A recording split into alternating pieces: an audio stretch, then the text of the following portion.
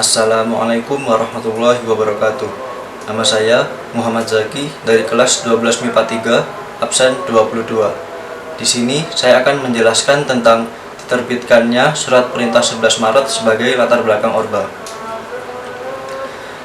Orde Baru atau seringkali disingkat Orba adalah sebutan bagi masa pemerintahan Presiden Jenderal Soeharto di Indonesia.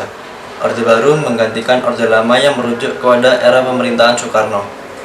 Lahirnya Orde Baru diawali dengan dikeluarkannya Surat Perintah 11 Maret 1966. Orde Baru berlangsung dari tahun 1966 hingga 1998. Dalam jangka waktu tersebut, ekonomi Indonesia berkembang pesat, meskipun hal ini terjadi bersamaan dengan praktek korupsi yang merajalela. Latar belakang: meski telah merdeka, Indonesia pada tahun 1950 hingga 1960-an berada dalam kondisi yang relatif tidak stabil. Bahkan setelah Belanda secara resmi mengakui kemerdekaan Indonesia pada tahun 1949, keadaan politik maupun ekonomi di Indonesia masih labil karena ketatnya persaingan di antara kelompok-kelompok politik. Keputusan Soekarno untuk mengganti sistem parlemen dengan demokrasi terpimpin memperparah kondisi ini dengan memperuncing persaingan antara angkatan bersenjata dengan Partai Komunis Indonesia, yang kala itu berniat mempersenjatai diri. Sebelum sempat terlaksana, peristiwa Gerakan 30 September terjadi dan mengakibatkan diberangusnya Partai Komunis Indonesia dari Indonesia. Sejak saat itu, kekuasaan Soekarno perlahan-lahan mulai melemah. Orde Baru lahir dari diterbitkannya Surat Perintah 11 Maret atau Super Semar pada tahun 1966 yang kemudian menjadi dasar legalitasnya. Orde Baru bertujuan meletakkan kembali tatanan seluruh kehidupan rakyat, bangsa, dan negara pada kemurnian pelaksanaan Pancasila dan Undang-Undang Dasar 1945. Kelahiran Super Semar terjadi dalam serangkaian peristiwa pada tanggal 11 Maret 1966. Saat itu, sidang Kabinet Dwikora yang disempurnakan yang dipimpin oleh Presiden Soekarno sedang berlangsung. Di tengah-tengah acara, ajudan Presiden melaporkan bahwa di sekitar istana terdapat pasukan yang tidak dikenal. Untuk menghindari hal-hal yang tidak diinginkan, Presiden Soekarno menyerahkan pimpinan sidang kepada Wakil Perdana Menteri atau Waperdam II, Dr. Johannes Laimena, dan berangkat menuju Istana Bogor. Didampingi oleh Waperdam I, Dr. Subandrio, dan Waperdam III, Khairul Saleh.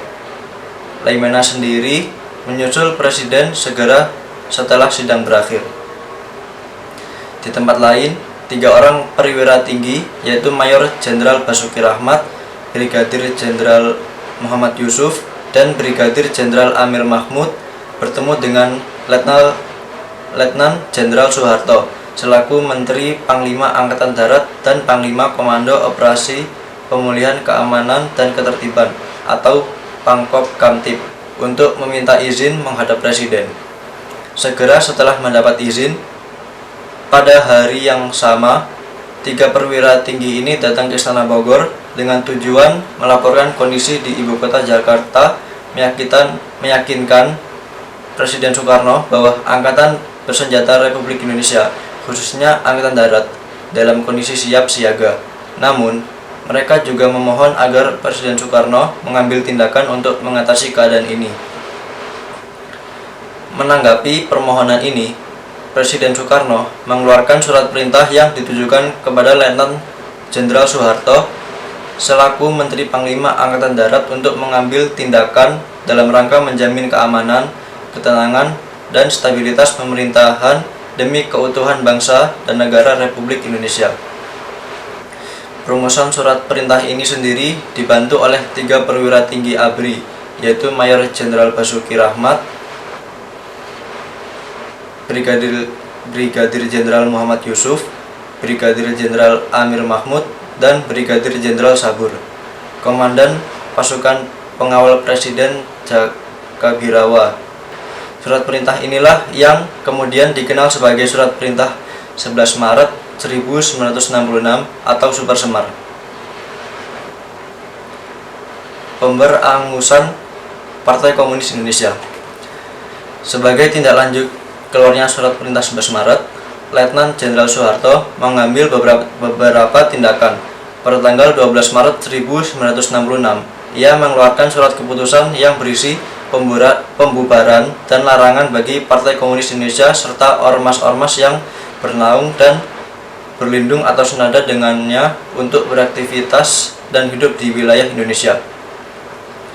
Keputusan ini kemudian diperkuat dengan keputusan Presiden Pangti Abri Mandataris MPRS nomor 13 1966 tanggal 12 Maret 1966.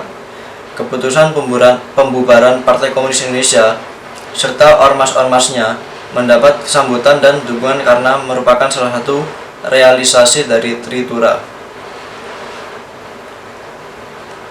Pada tanggal 18 Maret 1966, Soeharto mengamankan 15 orang menteri yang dinilai tersangkut dalam gerakan 30 September dan diragukan etika baiknya yang dituangkan dalam keputusan Presiden nomor 5 tanggal 18 Maret 1966.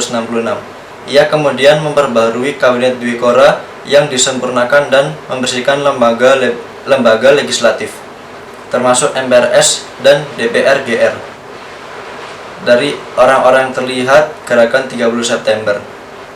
Keanggotaan Partai Komunis Indonesia dalam MPRS dinyatakan gugur. Peran dan kedudukan MPRS juga dikembalikan sesuai dengan UUD 1945, yakni di atas Presiden, bukan sebaliknya. DPR GR sendiri secara total ada 62 orang anggota yang diberhentikan. Letnan Jenderal Soeharto juga memisahkan jabatan pimpinan DPR GR dengan jabatan eksklusif sehingga pimpinan DPR GR tidak lagi diberi kedudukan sebagai menteri. Pada tanggal 20 Juni hingga 5 Juli 1955 diadakanlah sidang umum 4 MPRS.